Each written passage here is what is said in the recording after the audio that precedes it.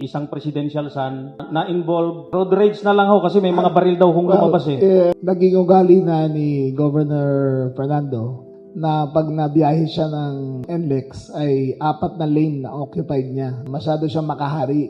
Sa isang ordinaryong araw sa North Luzon Expressway, isang insidente ang sumabog na hindi lang basta away kalsada kundi isang banggaan ng kapangyarihan, impluensya at imahe ng gobyerno. At kasabay ng pagputok ng isyong ito, isang mas mabigat at mas diretsong tanong ang mabilis na kumalat sa social media. Totoo bang sinakal at sinuntok ni John Vic Remulla si Daniel Fernando? Hanggang ngayon, malinaw ang isang bagay. Wala pang opisyal na ebidensya, walang video, walang police report, at walang medical findings na nagpapatunay na nangyari ito. Ang naturang kwento ay nananatiling alegasyon na nagmula sa social media at mariing itinanggi ng magkabilang panig. Pero kahit hindi kumpirmado ang umano'y suntukan, hindi maikakaila na may totoong nangyari sa NLEX na nagpasiklab sa usapin. Ito ang kwento ng umano'y road rage na kinasangkutan ng convoy ni Governor Fernando at ng sasakyan ng anak ng Pangulo na si Vinnie Marcos, isang insidente na mabilis na lumaki dahil sa kombinasyon ng kapangyarihan, social media at matagal ng inis ng publiko sa tinatawag na VIP culture.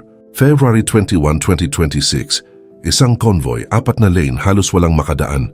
Ayon sa mga ulat, inookupa umano ng convoy ng gobernador ang halos buong expressway. Isang eksenang agad nagdulot ng pagkainis sa mga motorista na nagmamadali rin sa kanilang mga lakad.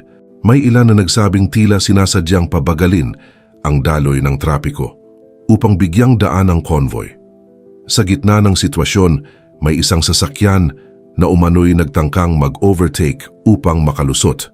Doon na raw nagsimula ang tensyon, gitgitan sa lane, pagharang ng sasakyan, at ayon sa ilang posts online, may mga security pa raw na naglabas ng baril bilang pananakot. Pero bago po ang lahat, baka pwedeng palike muna ang video na ito.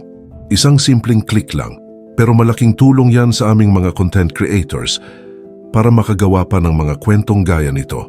Maraming salamat po. Ang mga detalyeng ito ang lalo pang nagpainit sa damdamin ng publiko dahil hindi lamang ito simpleng road rage. Ito ay may halong kapangyarihan at posibleng pang-aabuso.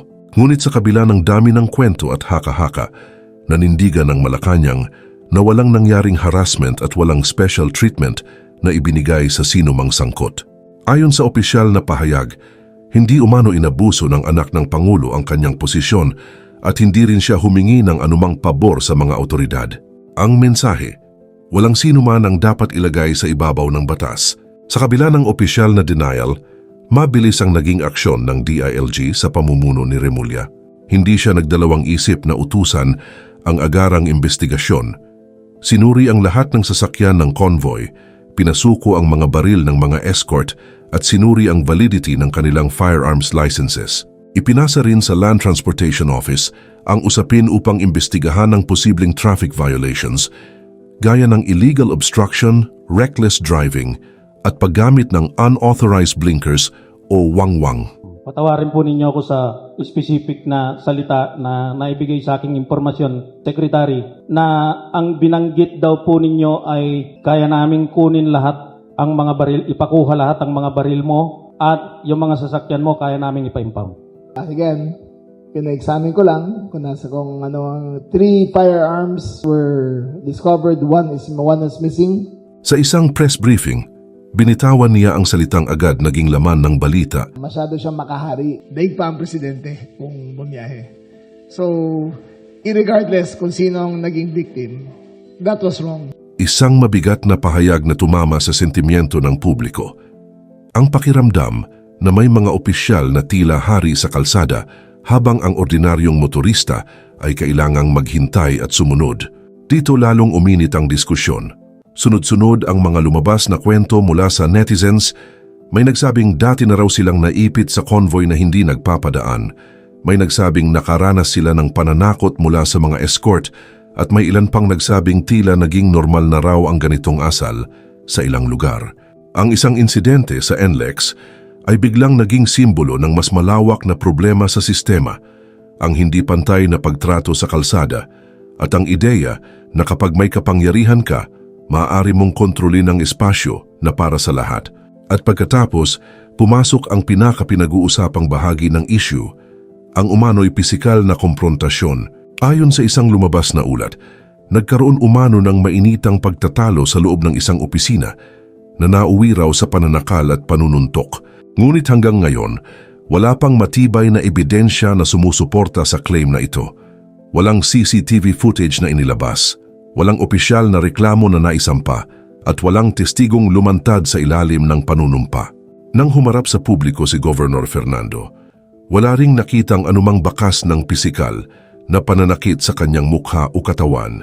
Si Remulla naman ay mariing nagsabi na wala siyang sinaktan at ang nangyari lamang ay isang maikling pag-uusap. Hindi personal, kundi sa telepono.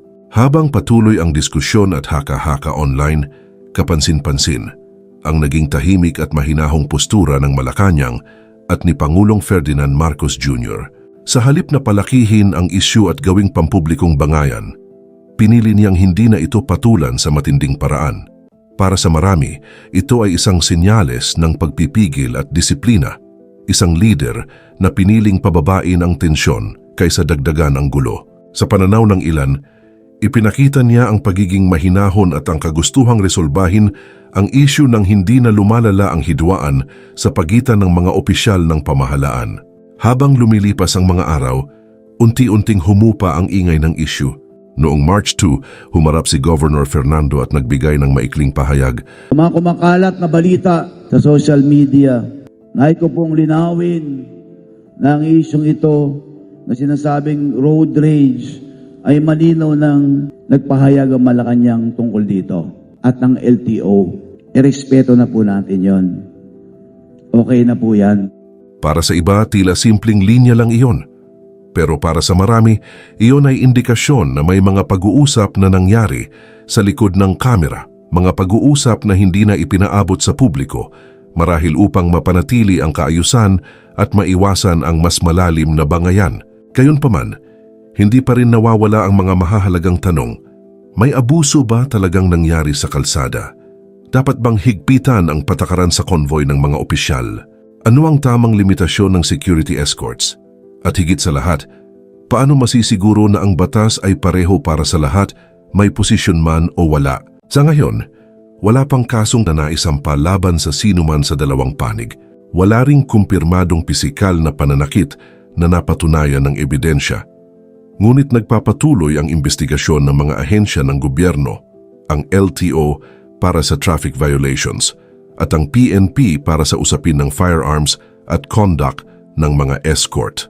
Kasabay nito may mga mambabatas na naghahay ng panukalang Anti-Road Rage Act, isang hakbang na maaring magbigay ng mas malinaw na parusa sa mga ganitong insidente sa hinaharap. Sa kabuuan, ang insidenteng ito ay hindi lamang simpleng kwento ng dalawang panig na nagkasagutan sa kalsada. Ito ay naging salamin ng mas malalim na issue sa lipunan, ang relasyon ng kapangyarihan at responsibilidad, ang respeto sa batas at ang karapatan ng bawat mamamayan sa pantay na pagtrato. Dahil sa kalsada, walang dapat maging hari, walang dapat magmay-ari ng buong lane, at walang dapat gumamit ng kapangyarihan upang manakot o mang-api.